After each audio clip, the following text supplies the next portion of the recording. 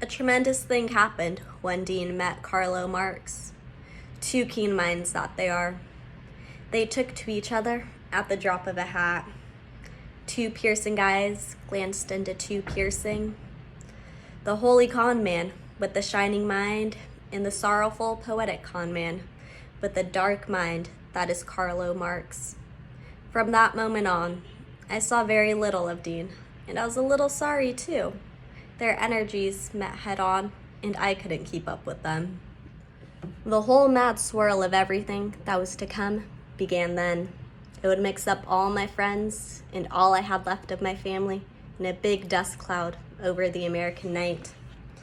Carlo told him of Bull Lee, Elmer Hassel, Jane, Lee in Texas growing weed, Hassel on Rikers Island, Jane wandering Times Square in a Byzantine hallucination with her baby girl in her arms and ending up in Bellevue.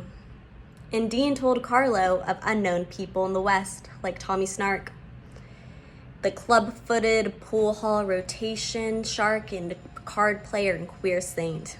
He told him of Ray Johnson, Big Ed Dunkel, his boyhood buddies, his street buddies, his innumerable girls and sex parties and pornographic pictures, his heroes, heroines, and adventures. They rushed down the street together, digging everything in the early way they had, which later became so much sadder and perceptive and blank.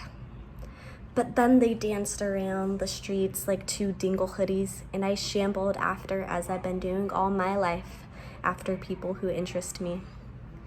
Because the only people for me are the mad ones, the ones who are mad to live, mad to talk, mad to be saved, desirous of everything at the same time, the ones who never yawn or say a commonplace thing, but burn, burn, burn like fabulous Roman candles, exploding like spiders across the stars.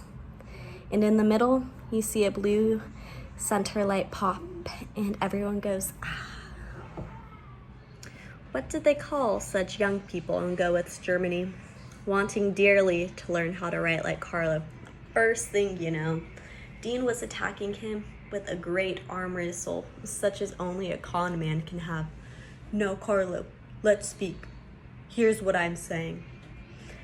I didn't see them for about 2 weeks, which time they cemented their relationship to an all-day, all-night talk proportions. Then came spring, the great time of travel, and everybody in the scattered gang was getting ready to take one trip or another. I was busily at work on my novel, and when I came to the halfway mark, after a trip down south with my aunt to visit my brother Rocco, I got ready to travel west for the very first time. Dean had already left. Carlo and I saw him off at the 34th Street Greyhound station.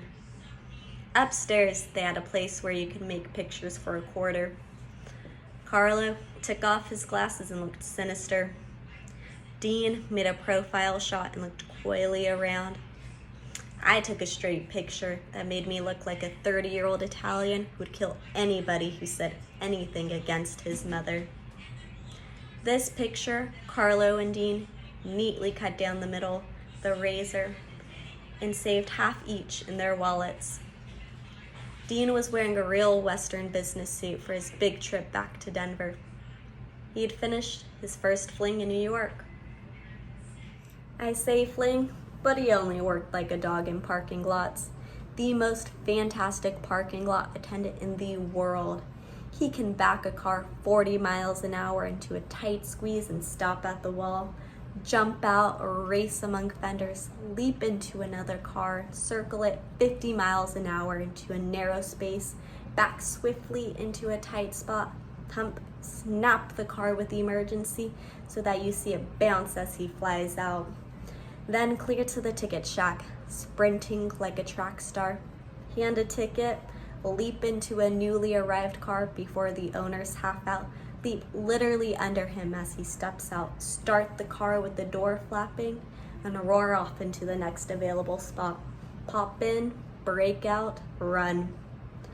Working like that without pause 8 hours a night, evening rush hours and after theater rush hours, in greasy wino pants with frayed fur-lined jacket and beat-up shoes that flap. Now, he'd bought a new suit to go back in, blue with pencil stripes, vest, and all $11 on 3rd Avenue, with a watch and a watch chain and a portable typewriter with which he was going to start writing in Denver, rooming house until he got a job there. We had a farewell meal of Franks and beans in the 7th Avenue Rikers, and then Dean got on the bus that said Chicago and roared off into the night. There went our Wrangler. I promised myself to go the same way when spring really bloomed and opened up the land. And this was really the way that made my whole road experience began. And the things that were to come are too fantastic not to tell.